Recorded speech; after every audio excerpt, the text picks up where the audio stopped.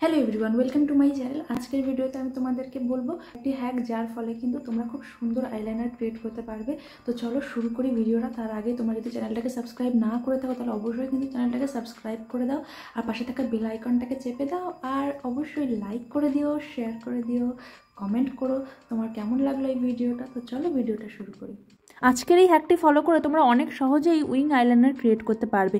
এই জন্য আমার প্রথম প্রয়োজন পাউডার। তোমরা যে কোনো ট্যালকাম পাউডার নিয়ে নাও, তারপরে সেটা কিন্তু একটা কার্ডের সাহায্যে এইভাবে মার্ক করো। চোখের বাইরের দিকের কোণা থেকে ভুরুর শেষ প্রান্ত পর্যন্ত এভাবে কিন্তু মার্কটা করতে হবে। আর সেকেন্ড মার্কটা করতে হবে চোখের যে আইবলের শেষ প্রান্ত, সেখান থেকে শুরু করে আগের মার্ক করা সেই দাগের সঙ্গে মিলিয়ে দিতে হবে। তারপরে আইলাইনার নিয়ে সেই দাগের উপর থেকে আস্তে করে টেনে নিতে হবে, আর সেইভাবেই কিন্তু এখানে আমি করে নিচ্ছি। তারপর করে নেওয়ার পরে এর ভিতরে যে গ্যাপটা সৃষ্টি হলো, এই গ্যাপটা কিন্তু ভালোভাবে আইলাইনার দিয়েই ফিল করে দেব। মনে রাখতে হবে আমরা পাউডার দিয়ে যেই দাগটা টেনেছি, যেই মার্কটা করেছি, তার উপর থেকে কিন্তু আইলাইনারটা যাবে।